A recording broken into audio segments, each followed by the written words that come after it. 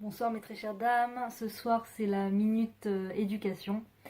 Alors ce cours est réservé uniquement pour les femmes et ce cours est pour la Refoua Shelema de Gino Mordechai Ben Hélène, Bezrat Hashem.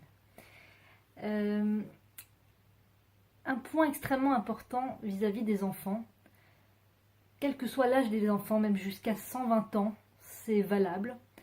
Ne jamais en tant que mère, en tant que parent de manière générale, mais en tant que mère en particulier, ne jamais faire ressentir sur les épaules de notre enfant le poids de notre vengeance que Dieu préserve.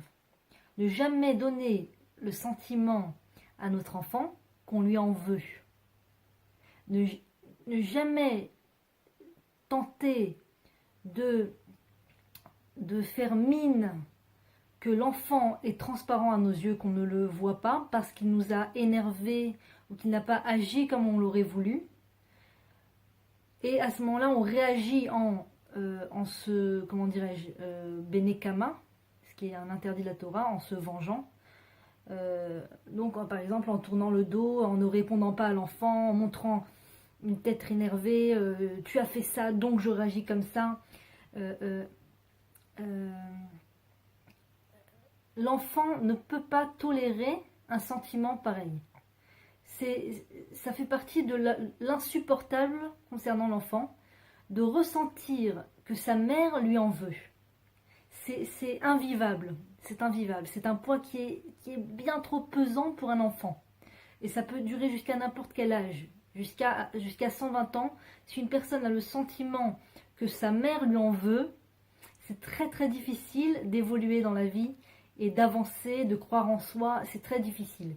Alors, bien sûr, il y a un moment dans la vie où si on n'a pas reçu en tant qu'enfant, si on a une maman qui a réagi de la sorte avec nous, on doit faire un travail intérieur pour se débarrasser de ce poids qui nous empêche d'agir comme on le voudrait, qui nous enlève notre confiance en soi parfois. Mais en tant que mère, ayant conscience de notre rôle, si on peut aujourd'hui réparer ce statut vis-à-vis de nos enfants, alors c'est important de faire attention. De faire attention que lorsque l'enfant, par exemple, n'a pas réagi comme on le voulait, comme on le souhaitait, a fait un acte ou quelque chose qui nous a déplu, qui nous a pesé, l'idéal serait de se reprendre et de ne pas montrer à l'enfant qu'on lui répond dent pour dent, qu'on lui montre que parce qu'il a fait comme ça, alors je suis en colère, je lui montre. Si par exemple après l'enfant vient rire avec nous, ou on n'a pas le droit de ne pas le calculer, on n'a pas le droit de lui montrer un visage colérique. Sauf si l'enfant est en danger, il joue avec les allumettes ou il frappe son parent, ce qui est un danger spirituel pour un enfant juif de frapper son parent, c'est totalement interdit. Il faut montrer mettre un masque, montrer qu'on ne laisse pas passer la chose, mais dans le cœur doit toujours être aimant et le cœur ne doit pas ressentir une amertume, chas v'shalom, envers l'enfant, ne doit pas ressentir une volonté de chas v'shalom, de lui faire payer ce qu'il a fait et qui nous déplaît. C'est très très important pour permettre à l'enfant de croire en lui, parce que si une mère justement fait ressentir ce poids extrêmement pesant de se venger contre son enfant, de lui montrer qu'elle est en colère contre lui, eh bien c'est qu'elle n'a pas conscience à quel point sa façon de voir son enfant a une influence dans la vie de son enfant. Si la mère se rendait compte à quel point elle influence le moral de son enfant, jamais elle n'oserait peser, ne serait-ce qu'un millième, de façon négative sur les épaules de son enfant, en justement montrant qu'elle est en colère contre lui, en se laissant aller à cet agacement intérieur comme ça, d'agacement intérieur. Il faut se reprendre et se travailler fort, fort, fort d'accord? Ça suffit pas de faire le grand sourire quand on voit les copines et quand on voit la voisine, c'est sympa, c'est bien, mais le vrai travail se trouve à l'intérieur de la maison. Et le sourire doit être de mise avec les enfants. Et oui, des fois, on est pris de surprise. Oui, des fois, on ne s'attend pas à, ce que à la réaction des enfants. Mais il faut faire un effort surhumain s'il le faut pour ne jamais peser sur les frêles épaules de notre enfant en lui montrant que notre enfant nous a déçus ou nous a irrités ou qu'on en veut à notre enfant. Jamais, jamais, jamais ne faire perdurer, ne serait-ce qu'une seconde, le, le, une action dans le but de lui montrer qu'on est en colère contre lui. Jamais ne jamais rentrer dans ce genre de scénario avec l'aide de Dieu. Il n'y a que l'aide divine qui peut nous aider à ne jamais réagir comme ça.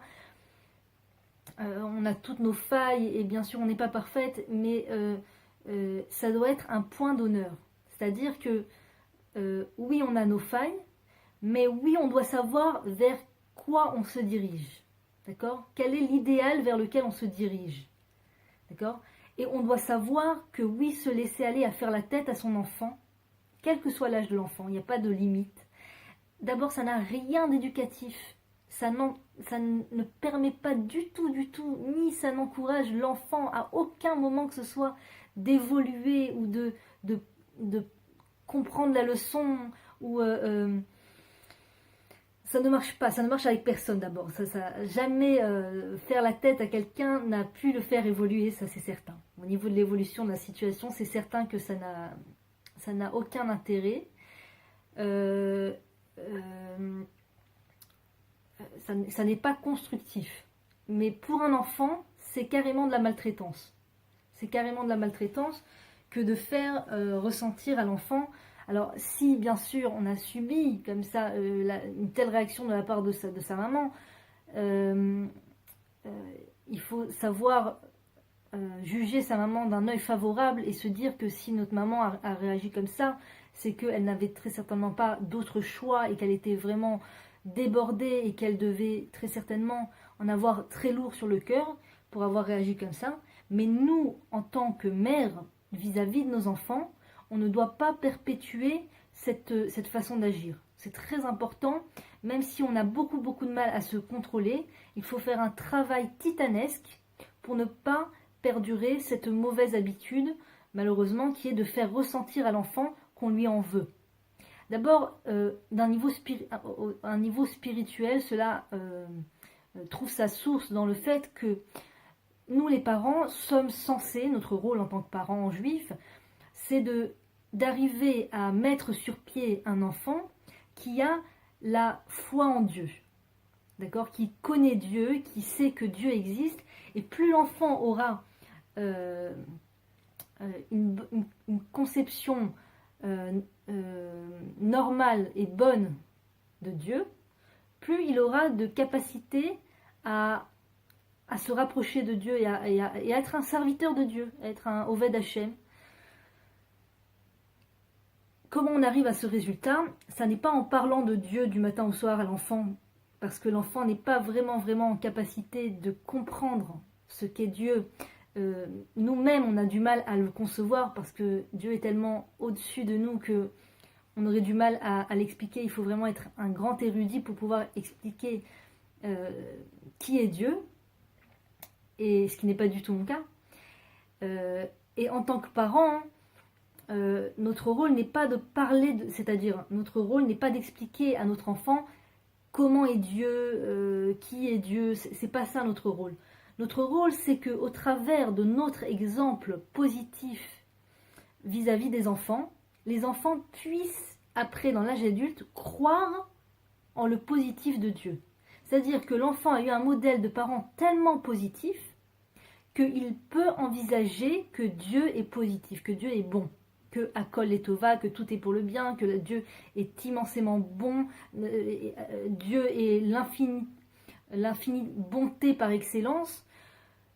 Et pour croire en cela, il faut le chemin le plus court et le plus rapide en tout cas, le plus, non, disons, je sais pas, plus rapide, mais en tout cas, le chemin le plus sûr et le plus certain, c'est d'avoir en face de ses yeux un parent qui représente tellement bien la présence divine que c'est pas dur de faire le lien, que c'est pas dur de s'imaginer que Dieu est bon.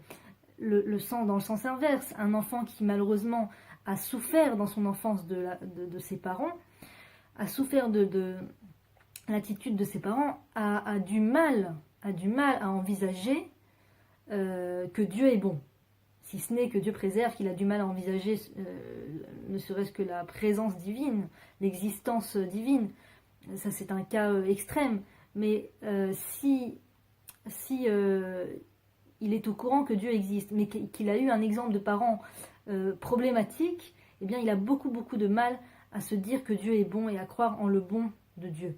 Donc nous, notre travail en tant que parents juifs, c'est justement d'ouvrir la fenêtre sur l'espoir que Dieu est bon vis-à-vis de nos enfants.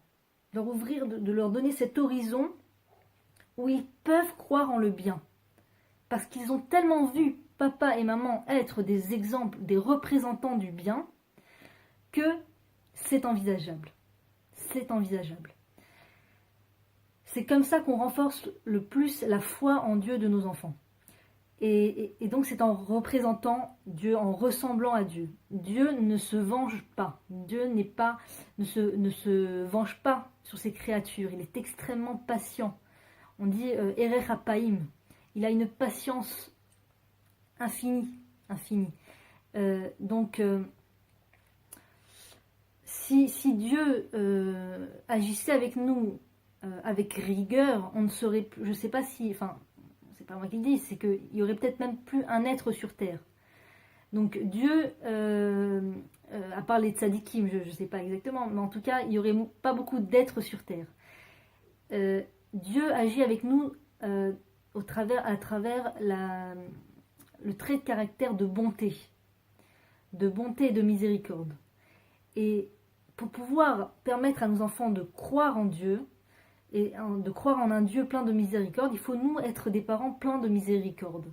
C'est-à-dire qu'il faut avoir l'œil léger, l'œil très très léger sur les fautes de l'enfant, et l'œil extrêmement écarquillé, extrêmement observateur sur les réussites de l'enfant.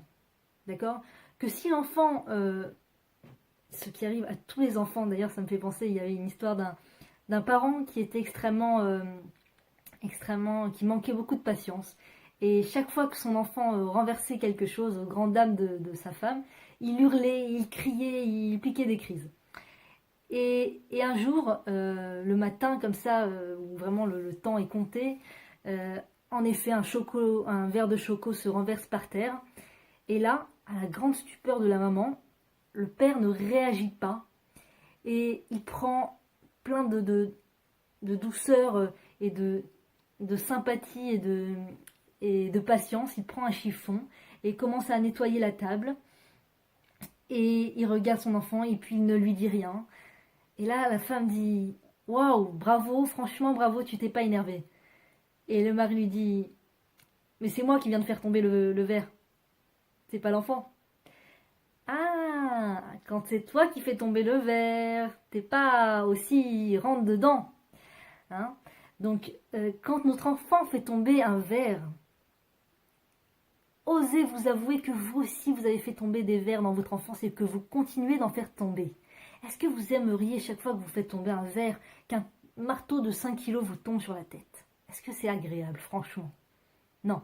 C'est vraiment écraser l'autre dans son moment de faiblesse. L'autre est dans un moment de faiblesse, d'accord, en l'occurrence c'est l'enfant. Il vient de faire tomber un verre, il vient de renverser quelque chose, il vient de faire tomber de la peinture, il vient de salir quelque chose. Il est conscient qu'il a fait quelque chose qui n'est pas forcément la volonté de maman. D'accord ? Déjà, il est mal à l'aise. Déjà, l'enfant intérieurement est fortement mal à l'aise. Essayez de vous remémorer ces moments de l'enfance où vous faisiez une faute, où vous n'agissiez pas comme il faut. Il y a un malaise clair chez l'enfant. Et là, le parent a deux possibilités. Ou il vient Et il utilise ce qui s'appelle, comme dit le docteur Aboulafia, Nekudat à l'Eitalem, Koar à l'Eitalem, la force de faire comme si que tu n'as pas vu, de faire comme si que tu n'as rien vu. C'est une force très très très très forte et très puissante qu'il faut utiliser à foison, hein, pour nos enfants, pour éduquer nos enfants. Quand ils font une erreur, c'est comme si que tu n'as pas vu. D'accord, utiliser cette force-là. Et lorsque, je ne sais plus ce que je disais, mais lorsque l'enfant, oui, réussit, là, utiliser ce regard justement d'épieur et de dire, ah, t'as réussi, t'as réussi. Voilà. Et en général, la tendance humaine naturelle, c'est l'inverse. C'est quand l'enfant, il a raté un truc, quand il a cassé, quand il a pas fait comme il fallait, c'est hop, boum, ça tombe dessus. D'accord ? Et là, c'est vraiment, tu te sers de la faiblesse de l'autre pour l'écraser, ce qui est vraiment pas très digne, surtout pour un adulte. Hein. Et puis, quand l'enfant, il fait des bonnes choses, et ben là, ça passe inaperçu, hein, parce qu'on est, c'est normal, c'est la normalité, c'est normal, c'est pas normal du tout, d'accord. Un enfant, si tu ne lui dis pas que ce qu'il a fait est bien, il ne sait pas que c'est bien. Il ne sait pas que c'est bien. Et donc, en l'occurrence, quand l'enfant a agi comme pas de la façon dont on le voulait, ce fait de devenir froide avec lui, de rentrer dans un éloignement du cœur, un éloignement affectif avec l'enfant pour lui montrer, pour lui donner une bonne leçon, pour qu'il comprenne enfin, n'a pas du tout sa place dans le rapport, dans la relation mère-enfant. Ça ne fait pas partie de cet univers. Ça ne doit même pas faire partie de l'univers ça ne doit même pas faire partie du panel de possibilités de l'humeur de la maman. À aucun instant. C'est un poids trop important pour l'enfant, trop lourd pour l'enfant. Trop lourd pour l'enfant. Il ne peut pas supporter ce sentiment que maman lui en veut. C'est invivable. Invivable. Alors tant qu'il est enfant, eh ben, il est comme Anous, comme on dit en hébreu. Anous, c'est-à-dire que c'est malgré lui, il subit. Il est dans un état où il va subir le fait que maman lui en veut. Mais quand il arrive à un âge où il est plus grand, ça devient tellement insupportable pour lui qu'il peut en arriver à se faire du mal à lui-même, à se faire mal à lui-même comme pour être la continuité de l'émotion de sa mère, l'émotion négative de sa mère. Ah, maman m'en veut, eh bien je vais lui prouver qu'elle a raison de m'en vouloir.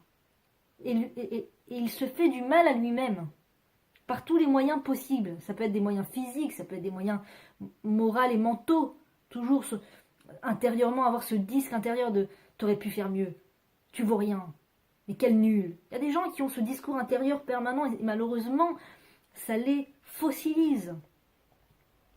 Ils ont beaucoup de mal à se réaliser, ces gens. Beaucoup de mal. Beaucoup de honte intérieure, beaucoup toujours le sentiment de ne pas être à la hauteur. C'est insupportable. C'est insupportable pour un être humain de vivre une chose pareille. D'accord ? Donc il faut pourquoi je dis ça ? Pas pour mettre le doigt sur le fait que on peut s'en sortir, bien sûr, si on a subi une chose pareille, on peut s'en sortir une fois adulte. Il faut prendre conscience, il faut faire de la thérapie, il faut faire une introspection, il faut beaucoup écouter de cours de Torah, parce que pour moi, le cours de Torah, c'est la meilleure thérapie. Si vous parlez l'hébreu, il y a les cours du Rav Yigal Cohen qui sont fantastiques, où il parle beaucoup de ce côté de se convaincre qu'on est des gens bien, se convaincre que ce qu'on fait c'est bien, et que c'est très important de ne pas se frapper intérieurement, de ne pas se frapper intérieurement, se descendre intérieurement. Ça devrait être interdit de faire une chose pareille, mais comme on n'a pas toujours la maîtrise sur ses pensées et sur ses émotions, donc c'est plus fort que nous, mais il faut pas se laisser aller à des pensées que on vaut pas le coup parce qu'on nous a fait ressentir ça dans notre enfance. Il faut aller se dire que, bah oui, peut-être qu'on a rencontré des êtres humains de chair et de sang qui nous ont donné un sentiment pas agréable, mais toujours se souvenir que Dieu, lui, nous aime infiniment.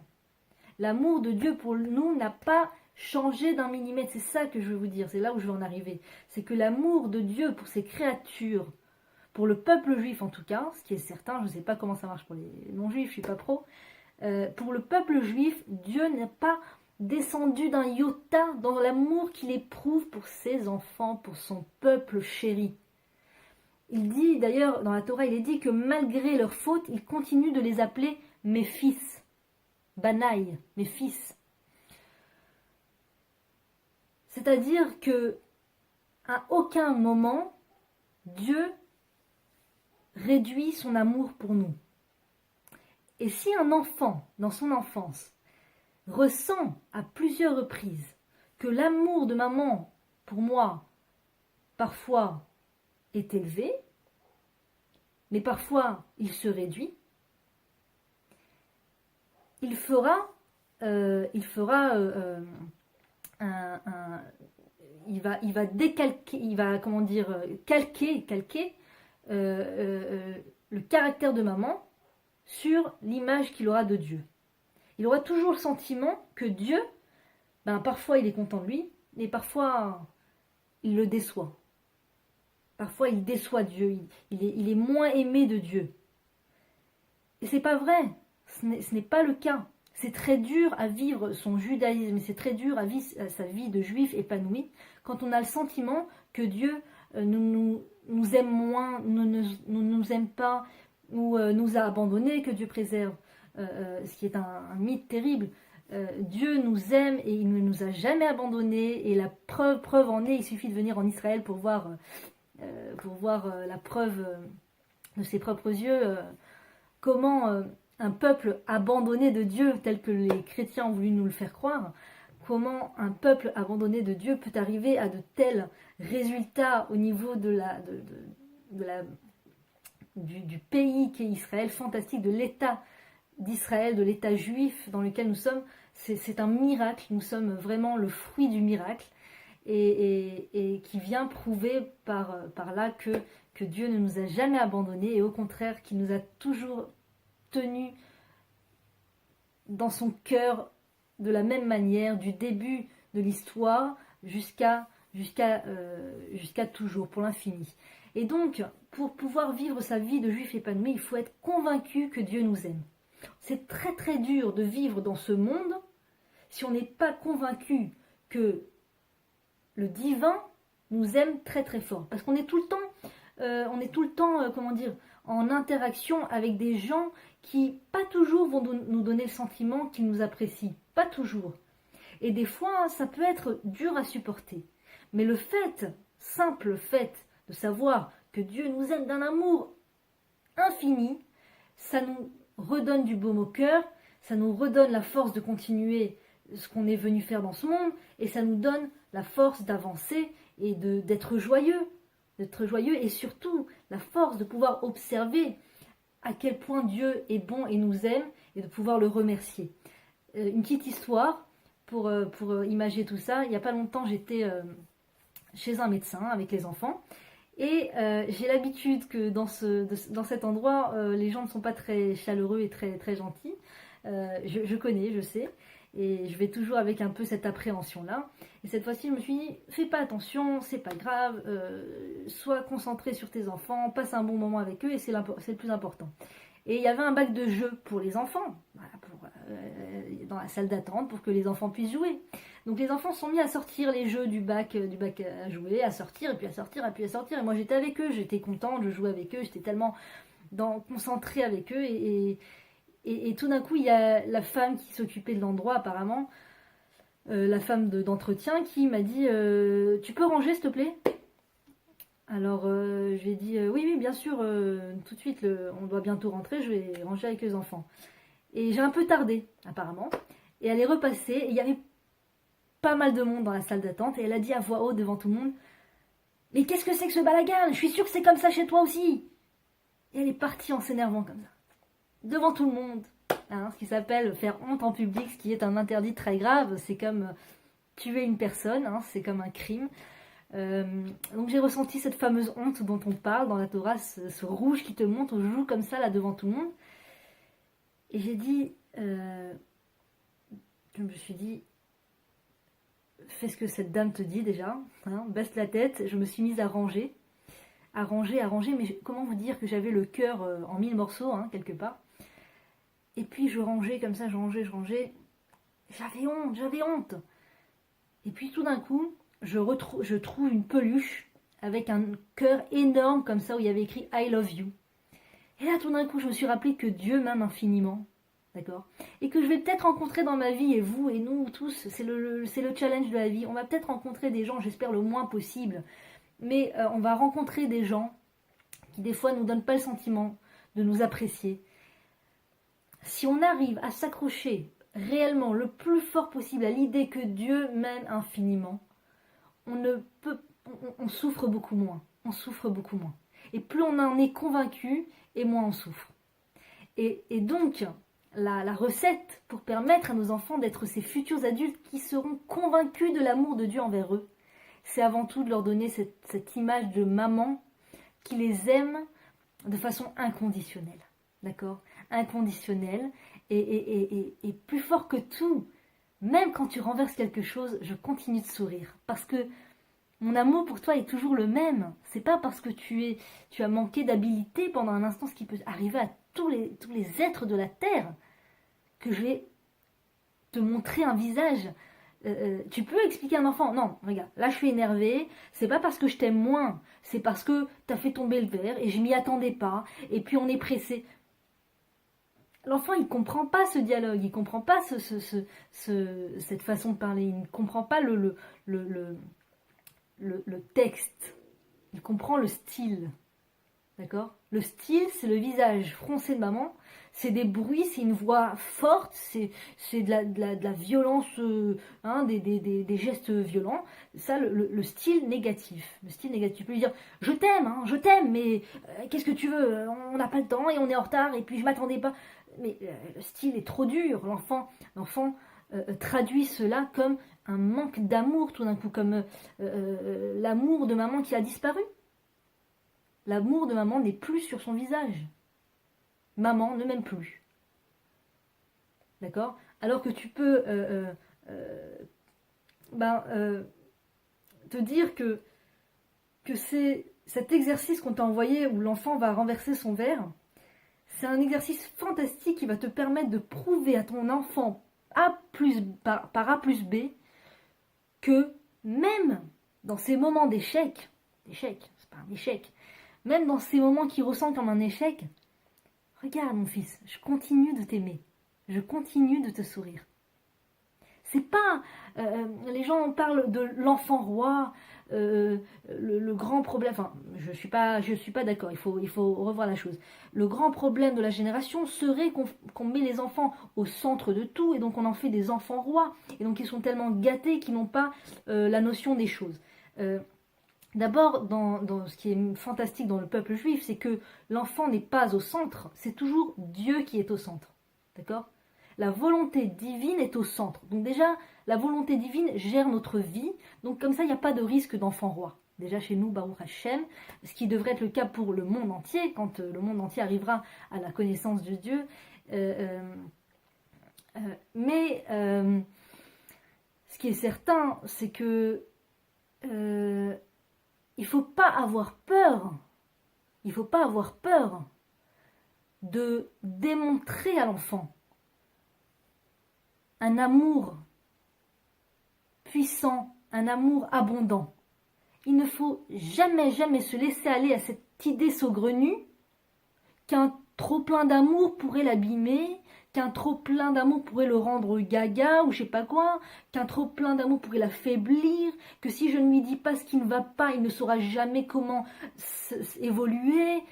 Ça, c'est un dialogue qui provient du Yetzer Hara direct, c'est le scénario du Yetzer Hara, du mauvais penchant qui est à l'intérieur de nous, et enfin, qui nous met des mauvaises idées comme ça dans la tête, et il ne faut pas l'écouter. D'accord? La mère met son enfant en danger lorsque pour l'éduquer, lorsque pour le rendre autonome, entre guillemets, d'accord, elle va utiliser ce chantage affectif de là pas contente et là je suis contente. Tu me ramènes une bonne note, ah je suis contente, d'accord, ouh là je suis pas contente, tu m'as pas ramené une bonne note, tu vois, l'amour conditionné en fait, l'amour conditionné, d'accord. Tu m'as retardé dans mon temps, là je suis en colère, d'accord. T'es pas monté suffisamment vite dans la voiture, je suis en colère, d'accord. L'enfant traduit qu'il y a des moments où maman l'aime et il y a des moments où maman ne l'aime pas. Et s'il y a des moments où maman ne l'aime pas, ça veut peut-être tout simplement dire que maman ne l'aime pas du tout. Et vivre avec une telle idée en tête, et c'est le cas de tous les enfants qui subissent de la part de leur maman ce chantage affectif de « je te fais la tête, que Dieu préserve », ressentent au fond du cœur. Et ils s'endorment avec cette peur intérieure, cette angoisse intérieure que maman ne m'aime pas. Et ils se lèvent le matin avec cette angoisse que maman ne m'aime pas. Je suis désolée de mettre comme ça l'accent dessus, mais c'est pour vous dire à quel point c'est pesant pour l'enfant quand on lui fait ressentir qu'on lui fait la tête. C'est pas sans effet. C'est très problématique, très très problématique. Mais dans le sens inverse, dans le sens positif, si on arrive à garder ce sourire, d'accord, si on arrive à garder j'ai pas vu, je n'ai pas vu tes fautes, je ne me concentre pas sur tes fautes, mon fils, ma fille, je ne me concentre pas sur tes fautes. Je t'aime trop pour épier tes fautes. Je t'aime trop pour épier ton mauvais pas, ou comment dirais-je, ton erreur. Et parce que je t'aime tellement, je mets l'accent sur ce que tu réussis. Et je te le dis et je te le fais entendre à tes oreilles.